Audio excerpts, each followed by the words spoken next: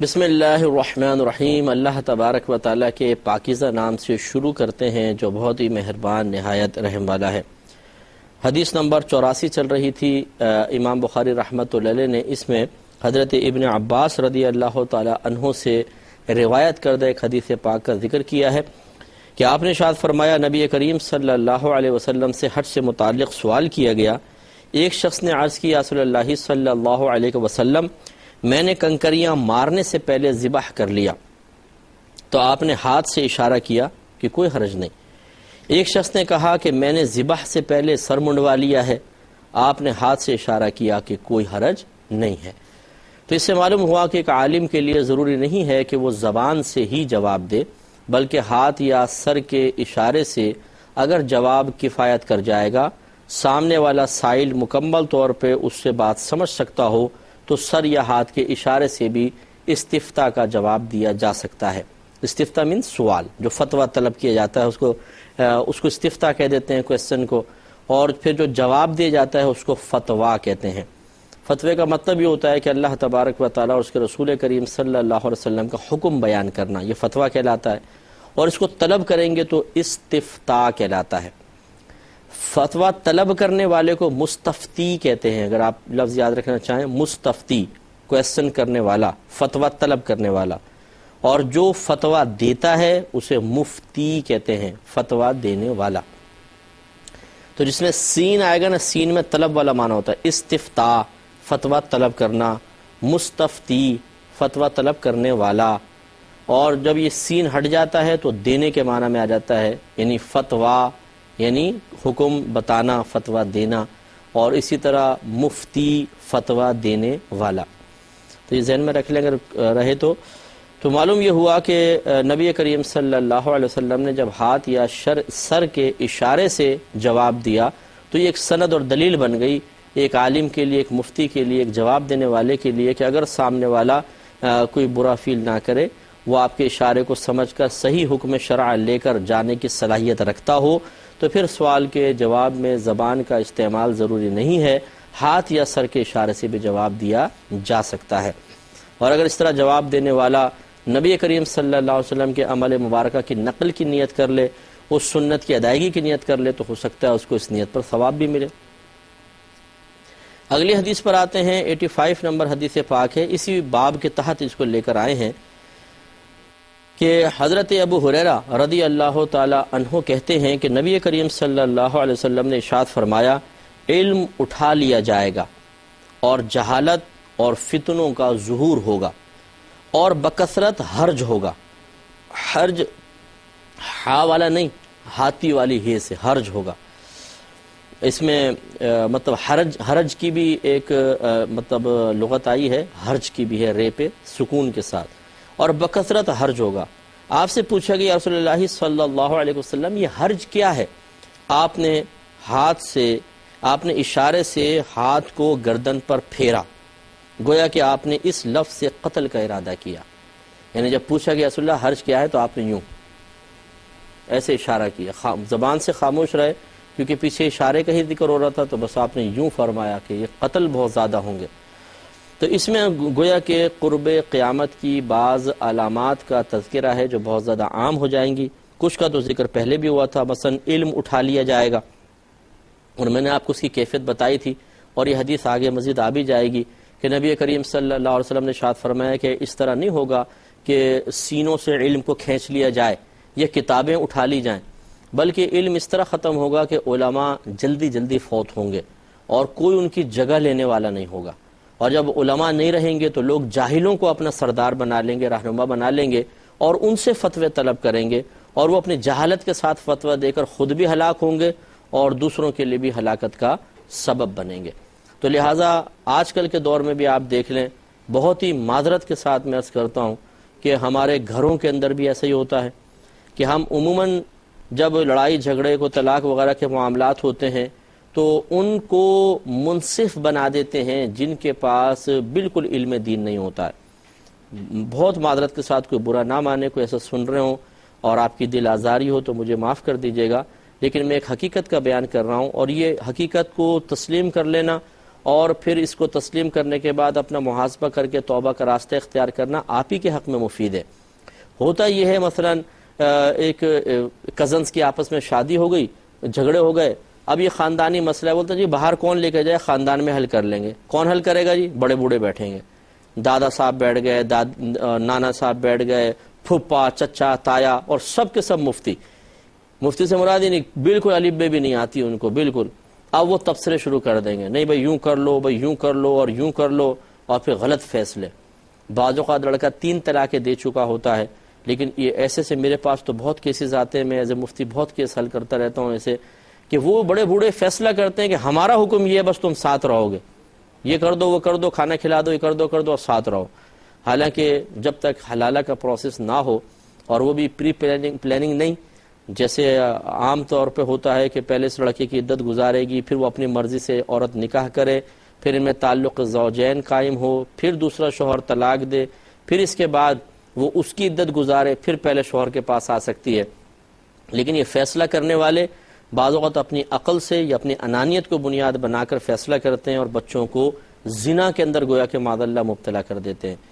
اسی طریقے سے بہت سے جگہوں پر، میں نہیں کہتا ہوں کہ ہر جگہ ایسے جاہل لوگ ہوتے ہیں، لیکن پنچایتیں بٹھا دیتے ہیں گاؤں وغیرہ کے اندر، اور وہ جو پنچایت والے جو فیصلہ کریں گے گاؤں والوں کو ماننا ہوگا، اور وہ فیصلہ کرنے والے سب کے سب بعض اوقات جاہل ہوتے ہیں، انہیں نہیں پتہ ہوتا کہ ہمیں کس طرح فیصلہ کرنا ہے، کیا شریعت کہہ رہی ہے، قرآن کیا کہہ رہا ہے، حدیث کیا کہہ رہی ہے۔ اکثر تو وہ اپنے خاندانی یا گاؤں کی رسم و رواج کو بنیاد بنا کر لوگوں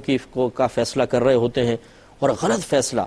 ظلم پر مشتمل فیصلہ، گناہ کبیرہ کے ساتھ وہ ایک فیصلہ کر رہے ہوتے ہیں، اپنی بھی آخرت برباد کرتے ہیں۔ جتنے لوگ ان کا کہنا مان کے اس غلط فیصلے پر عمل پیرا ہو کے کسی کے اوپر زیادتی کا سبب بنتے ہیں، وہ سب بھی اپنے اوپر ظلم عظیم کر رہے ہوتے ہیں۔ اور یاد رکھیں کہ یہ اگر دنیا میں کسی کو منصب مل گیا اور اس نے غلط فیصلے کیے، تو اس کا مطلب یہ نہیں ہے کہ میدان معاشر میں بس کا وہی زور قائم ہوگا، اور معاذ اللہ ثم معاذ اللہ جیسے گاؤں کے یا عام گھر والوں یا عام لوگوں پر وہ اپنا ایک رعب دبدبہ قائم کر رہا تھا، تو ذات باری تعالیٰ کو بھی وہاں پہ وہ مغلوب کر کے اور کوئی اعلیٰ مقام حاصل کر لے گا، یا اپنی مرضی کے مطابق مقام حاصل کر لے گا۔ لا حول ولا قوت الا باللہ۔ اس پہ توبہ کرنی چاہیے کہ اگر کوئی شخص اللہ تعالیٰ اس کے رسول کے احکام کو سمجھے بغیر اور اس منصب پہ بیٹھ کے غلط فیصلے کرتا ہے، تو اوندے منہ جہنم میں ڈالا جائے گا۔ اگر وہ غلط فیصلے کرے گا تو اوندے منہ ڈالا جائے گا، اور وہاں پہ اللہ تعالیٰ اس کی کوئی پرواہ نہیں کرے گا۔ اس لیے اس منصب پہ بیٹھنے سے پہلے 50 دفعہ سوچیں، 50 دفعہ غور کریں۔ اکابرین نے تو یہ فرمایا ہے کہ جو عہدہ قضا پر بیٹھ گیا، سمجھ لیں الٹی چھری سے ذبح کر دیا گیا، بس گیا وہ کام سے۔ کیونکہ مطلب یہ نہیں کہ ہر قاضی کو جہنم میں جائے گا، ہر جج جہنم میں جائے گا، معاذ اللہ میں کہنے کا مطلب یہ نہیں ہے۔ یہ بڑا باریک مطلب اور بڑا نازک ایک مقام، ایک منصب ہے، ذرا دائیں بائیں ہوئے نہیں، اگر قرآن و حدیث پہ کامل نگاہ نہیں ہے بس پھنس گئے۔ اور یہ سب کے ساتھ ہی ہے، وکلاء کے ساتھ بھی ہے، ججز کے ساتھ بھی ہے۔ اگر وہ شریعت کو مکمل طور پہ سمجھے بغیر کسی کے حق میں ناحق فیصلہ کر دیں گے، اس کا نہ تو اعتبار ہوگا اور نہ بروز قیامت اس سے درگزر کیا جائے گا، بلکہ گرفت کی جائے گی۔ اس لیے بہت سوچ سمجھ کر فیصلہ کرنا ہوگا۔ تو یہ علم اٹھا لیا گیا ہے، اب اس دور کے اندر ایسے ہی ہو رہا ہے۔ ہم تو یہ دیکھتے ہیں اور تشویش کا شکار ہوتے ہیں کہ بڑے بڑے اکابرین جاتے چلے جا رہے ہیں، ان کی جگہ لینے والا کوئی بھی نہیں ہے، اور جاہل لوگ پھر آ جاتے ہیں آگے، لوگ ان سے مسائل معلوم کر رہے ہیں۔ اور اس میں مطلب ہر جگہ ہی ایسا بڑے معاملات ہیں کہ ایسے ایسے لوگ آگے آ گئے ہیں کہ جو حقیقتاً شرعی احکام سے بالکل نابلد ہیں، اور وہ کسی نہ کسی لحاظ سے کوئی منصب کو گدی حاصل کر لیتے ہیں، اور پھر جتنے متبعین ہوتے ہیں گویا کہ ان کے مستقبل کی باغ دوڑ اور ان کے حق میں جو بھی فیصلہ ہوگا اس کا ٹوٹل اختیار ان کی مٹھی میں آ جاتا ہے، جس کے لیے جو چاہے فیصلہ کریں، الٹا سیدھا، اور چل رہا ہے۔ تو سرکار صلی اللہ علیہ وسلم نے بالکل صحیح فرمایا کہ آخر زمانے میں علم اٹھا لیا جائے گا اور جہالت کا دور دورہ ہوگا۔ تو یہ وہ دور آ چکا ہے، اس میں کوشش یہ کرنی چاہیے کہ ہم علم کی مدد کے لیے آگے بڑھیں، علماء بنائیں، علماء اچھے علماء، معتدل علماء جو اچھی سوچ کے حامل ہوں، دین کی خدمت کا جذبہ رکھنے والے ہوں، اور ان کے ساتھ جتنا تعاون ہو سکے انہیں ہم جتنا دنیاوی فکروں سے آزاد کر کے دین کے لیے وقف کر سکیں اتنا ہمیں محنت کرنی چاہیے، ہمارے لیے بہت ضروری ہے۔ ورنہ جہالت ایک ایسی آندھی ہے کہ جب یہ چلتی ہے تو کسی چیز کو چھوڑتی نہیں ہے، پھر ہر ایک اس آندھی کے زد میں آ کر بہہ جاتا ہے اور اس کو تباہی برداشت کرنی پڑتی ہے۔ اب آخری بات دیکھیں، سرکار صلی اللہ علیہ وسلم کا دور مبارکہ ہے، بڑا پاکیزہ دور ہے، اور صرف اگر مقابلہ کرنا ہے تو دشمنان اسلام سے کرنا ہے۔ آپس میں مسلمان پیار سے، محبت سے، شفقت سے رہ رہے ہیں، لیکن ہمارے نبی کریم صلی اللہ علیہ وسلم چونکہ اللہ تبارک و تعالیٰ کی عطا سے علوم غیبیہ کے حامل ہیں، مستقبل کی خبر دے رہے ہیں اور سچی خبر دی۔ آپ نے فرمایا کہ آخر زمانے میں حرج عام ہوگا۔ عرض رسول اللہ حرج کیا ہے؟ اشارہ فرمایا کہ قتل۔ آج آپ دیکھ لیں ہمارے خصوصاً کراچی کے حالات سب کے پیش نظر ہیں، کس بے دردی سے انسانی جان کو قتل کیا جا رہا ہے۔ کوئی انسانی جان کی اب قدر و قیمت نہیں رہی۔ مچھر کو مسلنے سے زیادہ انسانی جان کا ختم کرنا آسان ہو گیا ہے۔ گلی گلی کوچے کوچے ایسا واقعات آپ کو مل جائیں گے۔ بعض علاقے ہیں جو محفوظ ہیں، ورنہ بہت سارے علاقوں کے اندر بہت زیادہ کلنگ ہو رہی ہے اور بے دردی کے ساتھ لوگوں کو مارا جا رہا ہے۔ اور ہمارے کراچی کے حالات تو ایسے بن گئے ہیں کہ خاص طور پر چونکہ ہم شاید یہاں رہ رہے ہیں، اس لیے ہمیں ان حالات کو دیکھ کے نتیجہ نکال رہے ہیں کہ ہمارے ہاں کراچی میں 10-12 لاشیں اگر گر جائیں تو ہم کہتے ہیں کہ یہ تو آج کچھ بھی نہیں ہوا، یعنی توجہ ہی نہیں ہوتی ہے کہ 10-12 تو ویسے یعنی 10-12 چلے میں نے زیادہ کہہ دیے، 1-2 پہ لے آئیں۔ اگر خبر میں آئے گی 1-2 آدمی کراچی میں مر گئے تو ہم دیکھ کے بولیں گے تو روزانہ کا روٹین ہے، کوئی مسئلہ ہی نہیں ہے۔ ہاں کوئی 15-20 اگر افراد مریں گے تو بولیں گے آج بھی کچھ ہوا ہے، 15-20 مار دیے۔ تو یعنی ایک ایسا قتل عام ہو گیا ہے کہ ہمارے ذہنوں نے بھی اب قتل کی اہمیت کو قبول کرنا چھوڑ دیا ہے، یعنی معمولی ہو گیا ہماری نگاہوں کے اندر۔ ٹھیک ہے ایک آدمی ادھر مر گیا ایسا، ورنہ پہلے کبھی ایک دور ایسا تھا کہ ایک آدمی بھی مر جاتا تھا تو لرز جاتا تھا پورا شہر کہ ایک آدمی کو مار دیا کسی کو، وہ خوف و ہراس پھیل گیا ہے، لیکن اب وہ صورتحال نہیں رہی ہے۔ بہرحال تو یہ مقصود کوئی حالات پہ تبصرہ آرائی نہیں ہے، بلکہ نبی کریم صلی اللہ علیہ وسلم کی خبر کی سچائی اور آپ کی نبوت کی تصدیق کو واضح طور پہ ذکر کرنا ہے کہ واقعی آپ مخبر صادق ہیں کہ اس دور کی آپ نے اس دور میں خبر دی ہے کہ قتل عام ہوگا۔ تو کتنا عام ہو گیا قتل، کتنا کثرت کے ساتھ ہو رہا ہے، اور نبی کریم صلی اللہ علیہ وسلم نے پہلے اس کو بیان فرمایا۔ اور غالباً آپ کو اگر یاد ہو تو میں نے عرض کیا تھا کہ اکثر ایسا ہی ہوتا ہے کہ قرب قیامت کی علامات میں جن چیزوں کا تذکرہ ہوتا ہے وہ چیزیں ہوتی ہیں جو اللہ تعالیٰ اس کے رسول کو شدت سے ناپسند ہوں۔ تو قتل بھی اللہ تعالیٰ اس کے رسول کو شدید ناپسند ہے، یہ کوئی معمولی چیز نہیں ہے، بہت بڑی چیز ہے۔ اگر آپ قرآن پڑھیں آیات کا مفہوم ہے کہ جس نے ایک جان کو بغیر کسی عذر کے، بغیر اجازت شرع کے قتل کیا، اس نے گویا کہ سب کو قتل کر دیا۔ اور ایک حدیث میں ہے نبی کریم صلی اللہ علیہ وسلم نے ارشاد فرمایا اگر ایک مسلمان کے قتل پر پوری دنیا والے جمع ہو جائیں تو اللہ تبارک و تعالیٰ سب کو اوندے منہ جہنم میں ڈال دے گا۔ یعنی ایک مسلمان کا قتل اتنا اہم ہے، کچھ انتہا نہیں۔ مسلمان ہو، کس کمیونٹی سے اس کا تعلق ہے، کون سے زبان بولتا ہے، کیا وہ اس کا مطلب خاندان ہے، اس سے قطع نظر مسلمان کو قتل کیا تو یہ انجام ہے۔ تو آج جو اس طرح کے معاملات میں انوالو لوگ ہیں انہیں تھوڑا سا توجہ کرنی چاہیے۔ دنیا ہی تو سب کچھ نہیں ہے نا۔ آپ اگر یہاں کچھ کر رہے ہیں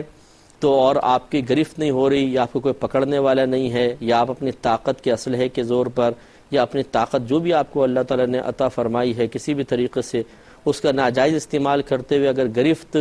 ہر گرفت کو اپنے سے دور کرنے میں کامیاب ہو جاتے ہیں، ایک بارگاہ ایسی ہے کہ وہاں کی گرفت کو کوئی دور نہیں کر سکتا۔ وہاں تو بڑے بڑے پھنسیں گے اور بڑے بڑے لائن کے اندر کھڑے ہوں گے مجرم کی حیثیت سے۔ یہ وی آئی پی ہونا، پروٹوکول کا ملنا اور بڑا ایک لوگوں کا آگے پیچھے بھاگنا دوڑنا، یہ صرف دنیا تک ہے۔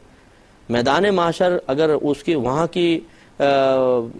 جو صورتحال ہوگی، اگر دنیا پہ اس کو قیاس کیا تو اس سے بڑا بیوقوف انسان کوئی نہیں ہے، کیونکہ یہ کفار کا طریقہ تھا۔ وہ کہا کرتے تھے کفار، انہوں نے جب نبی کریم صلی اللہ علیہ وسلم نے ان کو قیامت کے احوال سے ڈرایا تو بعض سرداروں نے کہا کہ کوئی بات نہیں، ہم وہاں پر فدیہ دے کے چھٹ جائیں گے۔ یعنی انہوں نے یہاں پہ گمان کیا دنیا کے اندر جیسے کوئی بھی کام کرنا ہوگا، اس کو پیسہ کھلاؤ، اس کو پیسہ کھلاؤ، اس کو پیسہ کھلاؤ، بچ جائیں گے۔ انہوں نے وہی بات کی، کوئی بات نہیں، میدان محشر کے اندر ہم فدیہ دے کے چھٹ جائیں گے۔ تو اللہ تعالیٰ نے جا بجا ان کا رد فرمایا۔ ایک رد اس طرح کیا کہ وہاں پر نہ مال ہوگا نہ بیٹے ہوں گے، تو کس طرح کون سی چیز فدیہ کے طور پر دو گے؟ دوسری بات اللہ تعالیٰ نے بیان فرمایا کہ اگر وہاں پر کوئی اپنی نجات کے لیے پوری دنیا کو بھی بطور فدیہ دے دے تب بھی اللہ تبارک و تعالیٰ کی طرف سے اس کو نجات نہیں ملے گی۔ تو ان کو رد کر دیا گیا کہ اس خوش فہمیوں سے باہر آ جاؤ دنیا کے اندر کسی منصب کا حاصل ہو جانے کا مطلب یہ نہیں ہے کہ میدان محشر میں ایسے ہی منصب تمہیں حاصل ہوگا، وہاں پہ اللہ تبارک و تعالیٰ کی ذات ہوگی۔ اللہ تعالیٰ کی ذات کسی سے متاثر نہیں ہوتی ہے، اللہ تعالیٰ کسی ظالم کو چھوڑتا نہیں ہے، اور وہاں پہ ایسا نہیں ہے کہ کوئی صاحب منصب پہنچے گا تو اللہ تعالیٰ اس کے منصب کا لحاظ کر کے اس کو وہاں پہ عزت دے دے گا۔ جو دنیا میں غلط طریقے سے چلتے ہوئے عزت والا ہے وہ میدان معاشر میں سب سے زیادہ ذلیل ہوگا، اس لیے کہ آپ کے میرے پیارے حبیب کریم صلی اللہ علیہ وسلم نے واضح طور پہ فرمایا کہ جو دنیا میں تکبر کرتے ہیں، ناحق تکبر کرتے ہیں، اللہ تبارک و تعالیٰ انہیں بروز قیامت چونٹیوں کی شکل میں لائے گا، یعنی چھوٹا چھوٹا بنا دے گا، اور لوگ ان کو اپنے قدموں تلے رونتے ہوئے گزر جائیں گے۔ اب آپ سوچئے کہ یہاں پر جو بڑی بڑی باتیں کرنے والے ہیں اور غریبوں کو یوں طنزیہ نگاہوں سے دیکھ کے نکل جانے والے ہیں، اور غریب کو مارنا، غریب کا مال چھین لینا، غریب کو دبا لینا اپنے لیے بہت آسان سمجھنے والے ہیں، وہی میدان معاشر میں زمین پہ پڑے ہوں گے، اور یہ غریب ان کے منہ کے اوپر اپنا پاؤں رکھ کے جا رہا ہوگا، اور ایک دفعہ نہیں سینکڑوں لوگ اس پہ سے گزر رہے ہوں گے، پھر اس کو احساس ہوگا یہ میں نے کیا کیا۔ تو غفلت سے جاگنا دنیا کے اندر ضروری ہے، ورنہ تو حضرت علی کرم اللہ وجہہ الکریم کا یہ قول ہے، دنیا کے سارے لوگ سو رہے ہیں، یہ جاگیں گے اس وقت جب ان کو موت آئے گی، تو مرنے کے بعد تو سبھی جاگ جائیں گے۔ اصل جاگنا زندگی میں جاگنا ہے، خواب غفلت سے انسان جاگ لے، اللہ تعالیٰ کی بارگاہ میں رجوع کر لے، صحیح توبہ کر لے، اور چاہے کتنی قربانی دے وہ قربانی دے کر اپنے آپ کو اللہ کے راستے پر لے آئیں تو آخرت کی نجات ہے، ورنہ پھر بہت سخت گرفت ہے۔ اللہ تعالیٰ بہرحال سب کو محفوظ فرمائے۔ اگلی حدیث اسی کے تحت لائے ہیں، اشارے والے کے تحت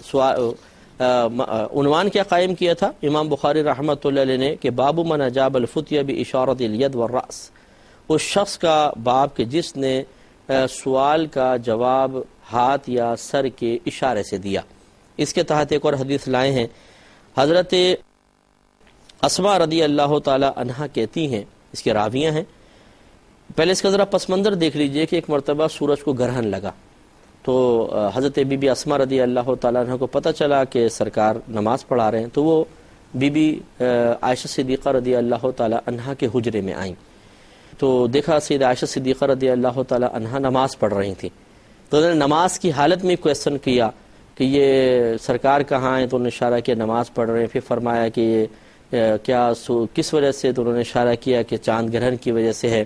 بی بی اسماء نے بھی پھر نماز پڑھی، نماز پڑھنے کے بعد چونکہ حجرہ ساتھ ہی تھا، سرکار صلی اللہ علیہ وسلم واعظ و نصیحت فرما رہے تھے، تو وہ آپ نے سنا اور اس کو پھر آگے روایت کیا۔ انشاءاللہ اس کو ہم ضرور ذکر کریں گے کیونکہ طویل حدیث ہے، نیکسٹ پروگرام میں ذکر کریں گے پوری تفصیل کے ساتھ۔ اللہ تعالیٰ سے دعا ہے کہ رب کریم ہمیں اگلا پروگرام بھی دیکھنے کی توفیق عطا فرمائے، آمین۔ وآخر دعوانا ان الحمدللہ رب العالمین۔ اے اللہ